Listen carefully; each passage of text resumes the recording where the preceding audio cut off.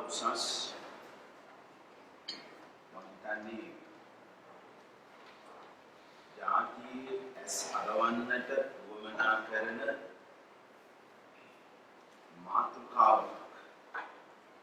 එක පැත්තකින් මේ අය එක් පුජ්‍යලෙක් ගොඩනගන්නට හෝ නැවත ඉස්මතු කරන්නට උත්සාහ කරනවද කියන වගේ ප්‍රශ්නයක් කෙනෙකුට ඇතිවිය කිව්වද මේ මාතෘකාව කරගෙන තියෙන්නේ මහින්දද පෙරදුනේ රටද පෙරදුනේ කියන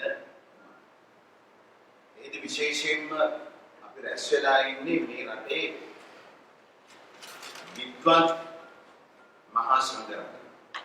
මේ වෙනකොට මේ සංවිධානය හරහා 4000කට අධික ආචාර්ය මහාචාර්ය කියන ශාස්ත්‍රපති මට්ටමින් ඉහළ මහා සංඝරත්නය මේ වෙනකොට මේ විදිහට සංවිධානය වෙලා තමයි අපි කිහිප නමක් උන්වහන්සේලා නියෝජනය කරමින් ඔබව අමතන්න ඕනේ කියන මේ අවස්ථාව සලසාගත්තේ මේ ජාතිය ඇමතීමක් ඇති. ඒතර මෙහිදී විශේෂයෙන් අප ඉදිරියේ තියෙන අභියෝග අපි හඳුනාගෙන තිබෙනවා. මහා සංඝරත්නය කියන්නේ ජාතියේ මුරු දේවතාවුන් වහන්සේ. එමු සිංහල බෞද්ධයා ප්‍රමුඛ කොටගත්ත ශ්‍රී ලාංකික ජාතියේ මුරු දේවතාවුන් වහන්සේ. ඒක කාටවත් නැහැ කියන්න බෑ ඉතිහාසයේ තුල. අතීතයේ වැඩ සිටිය ශ්‍රීමත් මහා සංඝරත්නය අපට වගකීමක් පවරලා තියෙනවා. ඒ වගකීම තමයි මේ කුඩාපොළ රාහුල හාමුදුරන්ලා, වාග්යපොළ සුමංගල නායක හාමුදුරන්ලා, ඒ වගේම අපේ විකිට්ටුවත් ගුණානන්ද නායක හාමුදුරන්ලා ආදී කොට අපේ සංඝ පරපුර අපට හිමි කරපු තැනක් තියෙනවා. අන්න ඒ තැන අපි අද වගකීමෙන් යුක්තව බාර අරගෙන ක්‍රියාත්මක වීමේ වැඩපිළිවෙලක් තමයි මේ විද්වත් මහා සංඝරත්නය මෙතෙක් ගොනු වෙලා තිබෙන්නේ. එතකොට මෙහිදී අපි ඇයි මේ මාතෘකාවක් කරගන්නේ? මහින්ද කියන වචනය අපි අරගත්තේ උජ්ජල නාමයක් හැටියට නොවේ. මේ රට ගොඩනැගුවේ මිහිඳු චින්තනය. බබයි දාගබයි ගමයි පන්සලයි කියන සංකේත ඔස්සේ තමයි මේ රට ගොඩනැගුවේ. ඉන් අනතුරුව ආපු හැම සංකල්පයක්ම රජතුමාගේ සිට අන්තිම ඉන්න දුගී දුප්පතා දක්වාම ක්‍රියාත්මක වුණේ. මේ ක්‍රියාදාමය උත්සාහය රජසැප පිණිස නොව ජාතියේ දහමේ ආරක්ෂාව පිණිසේ කියන මහා වීරෝදර හැඟීම දුටුගැමුණු මහරජතුමා කුංචි මිනිහ දක්වා යව. අහසින් වැටෙන එක ජල බිඳුවකදු අපි සාගරයට යවන්නේ නැහැ. කිසිසේත්ම ප්‍රයෝජන නොගෙන කියන මහා පරාක්‍රමබහු චින්තනය අදත් අපේ තුල කීදා කරනවා. ඒ නිසා මහින්ද චින්තනය කියන ධාරාවක් අපි අරගෙන ආවේ එක පුජ්‍යලයක් සතු කරලා නෙමෙයි. මේ රටේ වැඩ සිටින සංඝ වේද ගුරු ගෝවි කම්කරු සහ අපි අලුතෙන් එකට එකතු කරගත්ත ශිෂ්‍ය බලවේගය සහ අපේ ප්‍රජාව ශේෂයෙන්ම ව්‍යාපාරික ප්‍රජාව මූලික කොටගෙන තමයි අපි සකස් කරනු ලැබුවේ ඒ වගේ චින්තන ධාරා. එය අරගෙන බැලුවම මේ රට තුළ ඉන්න ප්‍රමුඛ දේශය ඒ වගේම මේ භූමියේ හිමිකරු හැටියට සදාකාලිකවම දුක් විඳපු සහ කැපවීම කරපු බෞද්ධ සිංහල මහජාතිය. ඒකේ වචනයක්වත් මගේ පින්වත් අනිකුත් සත්පුරුෂ ඇත්තන්ට හානියක් නැහැ. ඒ නිසා මේ හාමුදුරු ටිකක් කතා කරන්නේ එක තැනකට ගෝත්‍රගත වෙලා නෙමෙයි. ඒක අපේ මාධ්‍ය සහෝදරයෝ පව දැනගත යුතුයි. මෙතන තිබෙන්නේ අද අපි ඉදිරියේ තියෙන බලගතුම දේ අපි ඊටම අතිශය අවුරුද්දක් පුරාවට අපේ ජීවිත සිංහල දෙමළ මුස්ලිම් බර්ගර් වැදි මැලේ තෙලිගු කිසිදු බෙහෙදකින් තොරව අපි මැරි වැටෙද්දී අපි දිශ අවුරුද්දක් පුරාවට තිබිච්ච මේ මහා ත්‍රස්තවාදයෙන් මුදවා ගන්නට අපිට නායකයෙක් බිහි වුණා. ඒ නායකයා ඒ දේ කළා. අද සිදු කරගෙන යන පළවෙනි දේ තමයි මුළු ලෝකයම ඉතාමත් මුස්ලිම් භූත කරමින් මේ පුංචි රටක දේශජ හිමිකමක් හිමි රෙද්ද ගැනීම අඳින නායකයෙකු විසින් මේ රටේ තිබිච්ච කිසිවෙකු නොසිතූ ආකාරයට ලෝකයම භයංකර කරවපු ප්‍රභාකරන්ගේ ඒ මහා ත්‍රස්තවාදය ජයග්‍රහණය කළා. අපිට මතකයි ඒ අවස්ථාවකදී 30 අවුරුද්දක් පුරාවට අපේ හමුදා දරුවෝ එකම මොරාල් හේතුවෙන් එකම විදිහේ උද්දීපනයකින් යුක්තව අභිප්‍රේරණයකින් යුක්තව කටයුතු කරනකොට NGO එකක් කරහා රාජ්‍ය නොවන සංවිධානයක් කරහා අපේ හමුදා දරුවන්ගේ ලේ පරිශන කරන වැඩසටහනක්. ආරක්ෂක අමාත්‍යාංශයේ අවුරුදු 6කට වැඩි කාලයක් එක්තරා ආකාරයක අනුදුරත්ව අමාත්‍යවරයාගේ සමයේ උපදේශන කටයුතු කරමින් සිටින සහ ඒ වගකීම් පිළිබඳව හොඳට සෙවීමෙන් සිටපු කෙනෙක් හැටියට අපි ඒ සිවිල්ලේ ඉන්නකොට මොකක්ද ඇයි මේගොල්ලෝ ඇවිල්ලා විදේශික සුදුහම තියෙන පිරිසක් අපේ දරුවන්ගේ ලේ ගන්න කියලා බලනකොට ඔවුන් අවසානයේ කියනවා නෑ මේ සිංහල ජාතියේ මිනිහට වෙන කිසිම රටක අවුරුදු 20කට වඩා යුද්ධයක් ගිහිල්ලා නෑ දීලා තියෙනවා රට මොරාල් එකක් තිබිලා නෑ අභිප්‍රේරණයක් තිබිලා නෑ උද්දීප්තයක් තිබිලා නෑ කාගිනියේ මිහිඟීමක් තිබිලා නෑ කොහොමද මේ සිංහලයට තියෙන්නේ කියලා බලන්න මේ ලේ පරිශ්‍රණය කරනවා කියලා කිව්වා. ඔව් මේ බල ඒක තමයි මේ ජාතියේ තියෙන වීරත්වය මේ ජාතියේ තියෙන ශක්තිය.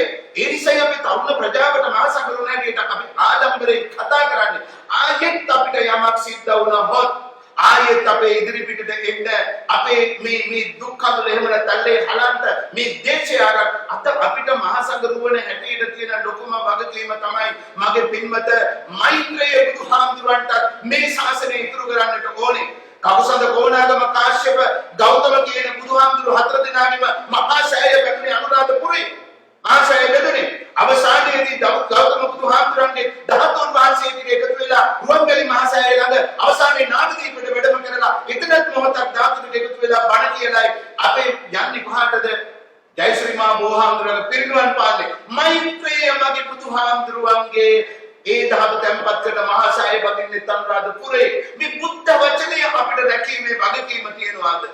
ඒ විතරක් නෙමෙයි මෛත්‍රී බුදුහාමුදුරන්ගේ ශ්‍රාවකයන්ට මේ හින්තලේ ඉතුරු කරන්නට ඕනේ. දල්ගුහාටික ඉතුරු කරන්නට ඕනේ. මේ රටට එන උන්වහන්සේලාට මේ ජාතිය මේ දේශයත් රකින්නට ඕනේ. ජාතිය රැකෙන්න, භාෂාව රැකෙන්න, ආගම රැකෙන්න ඉස්සරලා මේ රට රැක ගන්න ඕනේ. මගේ පින්වතුනි අපි මේ නිකම් කතා කරන දේ නොවේ.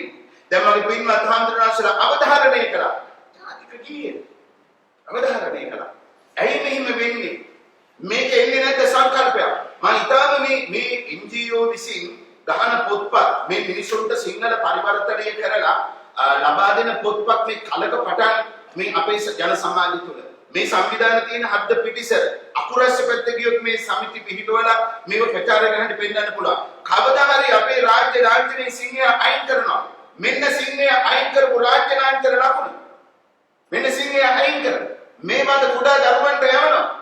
මේ රජය සහ අපි කියන හරහා මේ දැනටම ජාතික ගීය පමණක් නෙවෙයි ඒක දෙමළ වශයෙන් පාන පමණක් නෙවෙයි ජාතික කොඩියේ තියෙන සිංහය රාජ්‍ය ලාංඡනයේ තියෙන සිංහය අයින් කිරීමේ පිඹුරුපත් සකස් කරනවම ඒ විතරක් නෙවෙයි මේව ඉතාම පැහැදිලිව කියනවා අපි මේ කතා කරන දේ අතීතයේ පටන් මිනිස්සු තුළ මේ බලන්න මේ ඉතිහාසයේ මේ හාමුදුරු ටික පොත් ටිකක් දික් කරගෙන මේ ලංකාව සිටියම පැත්තට දික් කරගෙන ඉන්නවා. මොකද මේකේ අකුරු වචන වල තියෙන්නේ වචන මේ සංඝයා වහන්සේලා තමයි ඉතිහාසය ලිව්වේ. මේවා ප්‍රෝඩා මේවා අතීතයේ පටන් චෝල රජුරුවන්ට මේක කියනවා මේක කියවනේ චෝල රජවරුන්ට අපි දඩමුදල් ගෙවලා එහෙම නැත්නම් චෝල රාජ්‍යයට අයිති කොටස් තුනෙන් එක රාජ්‍යයක් හැටියට උපරාජ්‍යයක් හැටියට ක්‍රිස්තු වර්ෂ 3 වන කාලේ වගේ ඉඳලා අපි ඉඳලා තියෙනවා කියලා කියනවා. ඒ නිසා මේක මෙහෙම හිමිකම් කියනවා කියලා මේ පුංචි දරුවන්ගේ අත්වලට මේ පොතපත යවනවා. ඒව මහ පුදුමාකාර විදිහට සිද්ධ කරන්නේ. එතකොට මේ එන්නේ කොතෙන්ද? විග්නේශ්වරන් වැදිතුමා කියනවා ඊටාත්ම ඔහු මේ පෙරේද පළමුද පුවත්පත්වල පළවුණා දෙමළ ජාතියට ඒකීය රටක් තුල කිසිම විමුක්තියක් නැත. එසේනම් අඳවන්නේ කුමක්ද?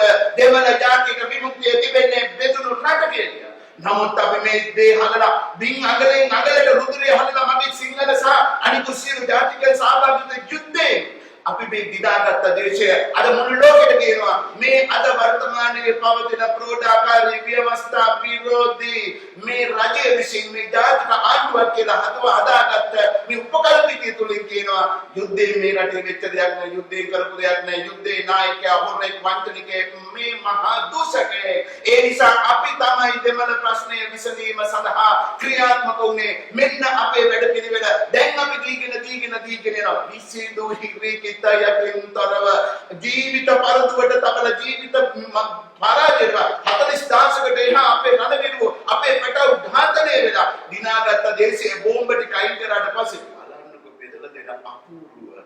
ඇයි මේක කියනවා නෑ ඒක දේශජ හිමිකම ඒක ඒ ජනභූමිය මම කියනවා ඔය කතා කරන අයට වැරදිලා හරි අපි අර ගෙනල්ලා දාපු අපේ රාජාංගන නිකියාවතට එහෙම නැත්නම් වෙනත් වෙනත් ප්‍රදේශවලට මහවැලි ව්‍යාපාරය හරහා අයින් කරපු ජනතාව ඒ ජනතාව නැවත ඉල්ලුවොත් බෑ අපිට යන්න ඕනේ තේදෙනියට අපිට යන්න ඕනේ අපේ ජනයට යට වෙලා තියෙන නගරයට අපේ සිංහල ජාතිය කිව්වොත් එහෙම ඒ ජනපද කර්ම යටතේ ඒව අත්හැරලා දානවිලා අපි කැපවීම කරපු අපි අපේම මුල් බිම ඉල්ලුවොත් දෙන්න සූදානම්ද ඔය අපේ ව්‍යවස්ථා විරෝධී අග්‍රාමාත්‍යවරු දෙන්න සූදානම්ද ඒ නිසා මේ જાතිය කතා කරන එක දැනක ඉඳන් නෙවෙයි අපි සිංහල දෙමළ මුස්ලිම් බර්ගර් සියලු දෙනාගේ සමගිය උදෙසා අපි කැපවීම කරලා තියෙනවා අන්නේ කැපවීම එකට ගෙනියන්න තමයි මේ වගකීමෙන් අපි කටයුතු කරන්නේ ඒ නිසා අපේ මේ හඬ අපි මේකට ගෙනියන්නේ කිසිම විදිහක උද්දලයේ පාදක කොටගෙන එබැවින් පක්ෂයක් පාදක කොටගෙන පාටක් පාදක කොටගෙන නෙවෙයි මහින්ද තොලෙන් ගොඩනැගිච්ච ලෝකයේ තිබිච්ච මහ ජාතික අභිමානය යන්න තැන ගොඩනගපු මේ මහ අභිමානය අද අපි බොහොම පහතට හැදලා. ඉතින් ඒ නිසා බොහොම ඒ ආඩම්බරකමක් අපේ ජාතියට තියෙනවා. මගේ අහිංසක දෙමළ මුස්ලිම් මගේ සත්පුරුෂ ඇත්තෝ කවදාවත් මේව ඉල්ලුවේ නෑ මේ දේශපාලනයේ පුටු ටික හැමදාම උනේ ආණ්ඩුවේ තියෙන පුටු ටික පාර්ලිමේන්තුවේ තියෙන පුටු ටික අල්ලා ගැනීම සඳහා යන මේ පිළිපෙරළි පද පෙරළි හැබැයි ඒ හරහා මේ ජාතිය නැවතත් වේද වින්න වෙලා විනාශ වෙන්න ඉඩ තියන්න මේ රටේ පිටවත් මහා සංඝරත්නය ඉඩ තවන්නේ නෑ ඒ වෙනු ඒ සඳහා අපි අහිංසක මිනිසුන්ගේ රුධිරේ දීපත් වෙන්නේ අහිංසක මනුස්සයෙක් භක්තික කාලේ මේ ටික හදාගෙන තියෙන්නේ අහිංසක මනුස්සයා දීපු සිවුර පොරවගෙන ඉන්න මේ මහා සංඝරත්නය අපේ දිස්ස පඬිත හඳුරු කිව්වා වගේ කාටවත් බැලේ නෙවෙයි කාටවත් යටත්ලා කටයුතු කරන පිරිසක් නෙවෙයි හතර කඩට ඉරලා හතර කොනක එල්ලලා දැක්වත් අපේ ගමන අපි යනවා අපේ තරුණ ප්‍රජාවගේ නිසා මහා සංඝරත්නය මේ රටේ ඉල්ලා සිටිනවා මේ රට එකමුතුව ඒකීය එක චත්‍රයක් යටතේ තබා ගැනීම සඳහා ඔබ වහන්සේලා අපි ඉරලා දාපු තැන ඉඳලා ඒ මිනි උඩින් පැනලා ගිහිල්ලා මේ රට වෙනුවෙන් ජීවිත කැප කරන්නට කියලා අපි ඉල්ලා සිටිනවා අද අපේ මේ කරුත් සාකච්ඡාව පින්වත් මගේ සහෝදරවරුන්ට බොහෝම ස්තුතිවන්ත වෙමි මේ හඬ ගෙනියන්න නිකන් යන්තම් පොඩ්ඩක් මෙහෙන් දාලා අවුම පීකිනු තුට්ටක් දැම්මා කියලා කරන්නේ නැතුව දෙන්න ඉතින් ඔබගේ පටි ගත කරපේව අපිට දෙන්න අපි සල්ලි දීලා හරි මොකක් හරි කවුරුහරි හොයාගෙන මේක දැමිය යුතුයි මොකද ඒ වගකීම ඔබතුමාලට පවරමින් මම නිශ්ශබ්ද වෙනවා සමිටම තත්ත්වයක්